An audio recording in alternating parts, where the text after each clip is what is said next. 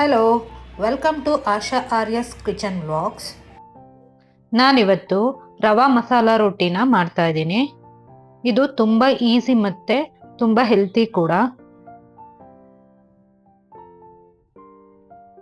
ಈ ರೋಟಿಗೆ ಬೇಕಾಗಿರೋಂತಹ ಎಲ್ಲ ಪದಾರ್ಥಗಳನ್ನು ನಾನು ಮೊದಲೇ ಇಲ್ಲಿ ಈ ಥರ ಜೋಡಿಸಿ ಇಟ್ಕೊಂಡಿದ್ದೀನಿ.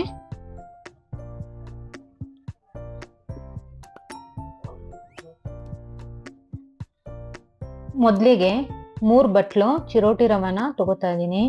ಚಿರೋಟಿ ರವೆ ಇಲ್ಲ ಅಂದರೆ ಉಪ್ಪಿಟ್ಟು ರವಾನೆ ಮಿಕ್ಸರಲ್ಲಿ ಸ್ವಲ್ಪ ಪೌಡ್ರ್ ಮಾಡಿಕೊಂಡು ಹಾಕೋಬಹುದು. 1 ಬಟ್ಲು ಈರುಳ್ಳಿನ ಹಾಕೋತಾ ಇದ್ದೀನಿ.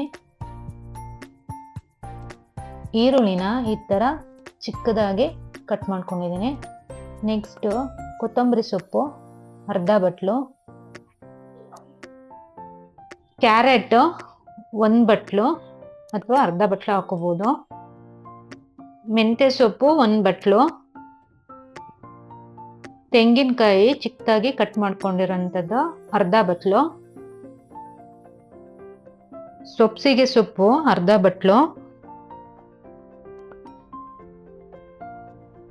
ಅಚ್ಕಾರದ ಪುಡಿ 1 ಟೇಬಲ್ ಸ್ಪೂನು, ಬೇಕಂದರೆ ಜಾಸ್ತಿ ಹಾಕೊಳ್ಳಿ, ಉಪ್ಪು ರುಚಿಗೆ ತಕ್ಕಷ್ಟು, ಜೀರಿಗೆ 1 ಸ್ಪೂನ್, ಕರಿಬೇವು 1/4 ಬಟ್ಲು.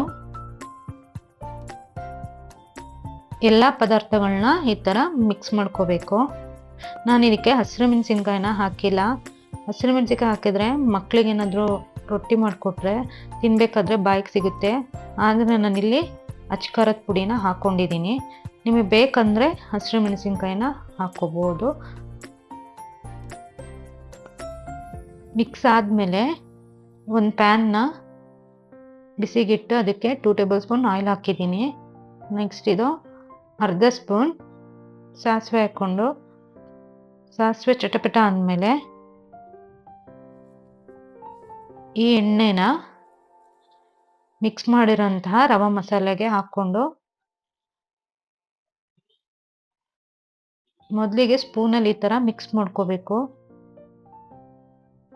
ಏಕೆಂದರೆ ಎಣ್ಣೆ ತುಂಬ ಬಿಸಿ ಇರೋದ್ರಿಂದ ಸ್ಪೂನ್ನಲ್ಲೇ ನಾನು ಈ ಥರ ಮಿಕ್ಸ್ ಮಾಡ್ಕೊತಾ ಇದ್ದೀನಿ.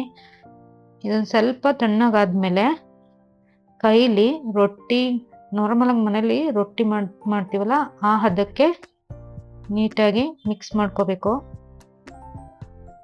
ಈ ಥರ ನೀಟಾಗಿ ಕೈಯಲ್ಲೇ ಮಿಕ್ಸ್ ಮಾಡಿಕೊಂಡು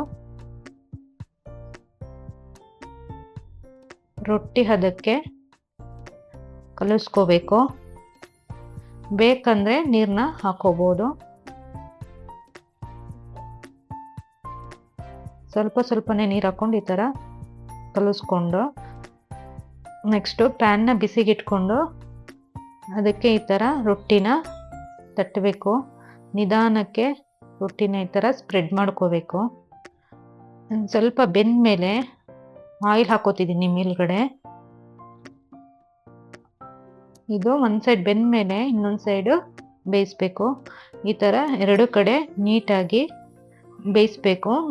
ಮೀಡಿಯಮ್ ಫ್ಲೇಮಲ್ಲಿ ಇಟ್ಕೊಂಡು ಬೇಯಿಸಿದ್ರೆ ಸಾಕು. ಹೈ ಫ್ಲೇಮಲ್ಲಿ ಇಟ್ಟರೆ ಎಲ್ಲ ತಲೆ ಹಿಡಿದು ಸೀದೋಗ್ಬಿಡುತ್ತೆ.